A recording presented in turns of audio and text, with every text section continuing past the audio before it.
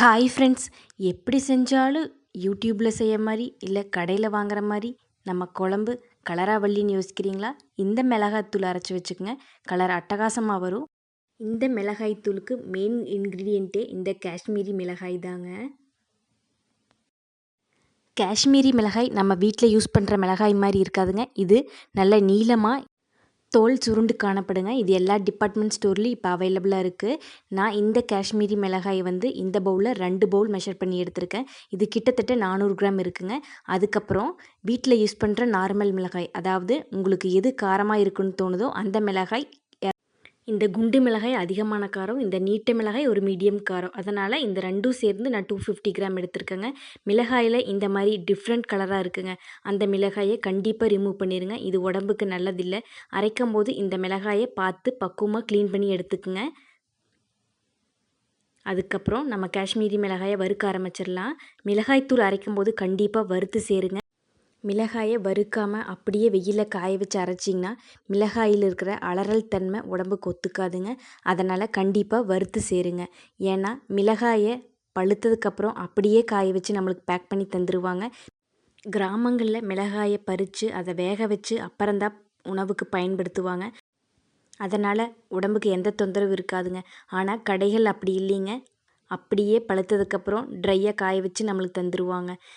இப்போ எல்லா காஷ்மீரி மிளகாயும் வறுத்தாச்சு. அதுக்கப்புறம் நம்ம எடுத்து வச்சுருக்கிற குண்டு மிளகாயும் நீட்ட மிளகாயும் ஒரே டைமில் சேர்த்து வறுத்தெடுத்துக்கலாம். ஃபுட்டோட கலருக்காகவே நம்ம சில ஃபுட்டை விரும்பி சாப்பிடுவோங்க. ஆனால் வீட்டில் எப்படி செஞ்சாலும் அந்த கலர் வராதுங்க. அந்த கலர் வரக்கு முக்கியமான காரணம் இந்த காஷ்மீரி மிளகாய் தாங்க. காஷ்மீரி மிளகாய் காரம் இருக்காதுங்க, ஆனால் கலர் நல்லாவே ஃபுட்டுக்கு எடுத்து கொடுக்கும். இந்த மெத்தடில் நீங்கள் மிளகாய்த்தூள் அரைச்சி வச்சிட்டிங்கன்னா காரமும் இருக்கும், நிறமும் இருக்குங்க. 2 இன் பர்பஸாக இந்த மிளகாய்த்தூள் யூஸ் பண்ணிக்கலாம். இந்த மிளகாயெல்லாம் நல்லா வறுத்ததுக்கப்புறம் வெயிலில் நம்ம காய வச்சு எடுத்துட்டிங்கன்னா இந்த மாதிரி நல்லா உடஞ்சி வருங்க. வெயிலில் ஒரு 4 மணி நேரம் காய வச்சு எடுத்திங்கன்னா மிளகாய் இந்த மாதிரி உடைக்கும் போது உடஞ்சி வந்ததுன்னா மிளகாய் அரைக்கிறதுக்கு சரியான பக்குவம்னு அர்த்தங்க. இந்த மாதிரி நல்லா காய வச்சு எடுத்துக்குங்க. மிளகாய் இந்த மாதிரி நல்லா காஞ்சாதான் அரைக்கிறதுக்கு ஈஸியாக இருக்குங்க. இதனால் மிளகாயை நல்லா காய வச்சு எடுத்ததுக்கப்புறம் காம்பை ரிமூவ் பண்ணிக்கங்க. ஃபஸ்ட்டே காம்பை ரிமூவ் பண்ணுறது கஷ்டமாக இருக்கும். ஆனால் நல்லா காய வச்சு எடுத்திங்கன்னா காம்பு ஈஸியாக இந்த மாதிரி உடஞ்சி வருங்க. காம்பை ரிமூவ் பண்ணிவிட்டு நீங்கள் யூஸ் பண்ணுங்கள். அப்போ தான் இதோட லைஃப் நல்லா வரும். இல்லைன்னா சீக்கிரம் வண்டு மாதிரி கூடு கட்ட ஆரம்பிச்சிரும். இந்த மாதிரி ஒரு பாத்திரத்தில் சேர்த்திட்டு இந்த மாதிரி ஒரு கட்டையை வச்சு மிளகாயை நல்லா நசுக்கி விட்டுருங்க. அப்போ தான் மிஷினில் கொடுத்து அரைக்கிறதுக்கு அவங்களுக்கு ஈஸியாக இருக்கும். இந்த மாதிரி லைட்டாக தட்டி விட்டிங்கன்னா எல்லாம் நொறுங்கி வந்துடும். ஏன்னா மிளகாய் நல்லா காஞ்சிருக்கு.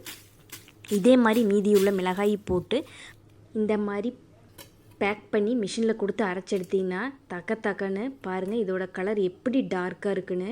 இதுதாங்க நல்ல காஷ்மீரி மிளகாய்த்தூள். கடையில் நீங்கள் காசு கொடுத்து வாங்க வேண்டிய அவசியமே இல்லை. ஏன்னா கடையில் காஷ்மீரி மிளகாய்த்தூள் அதிக விலைங்க. கடையில் 1 கிலோ முழு காஷ்மீரி மிளகாயே 350 தாங்க வரும்.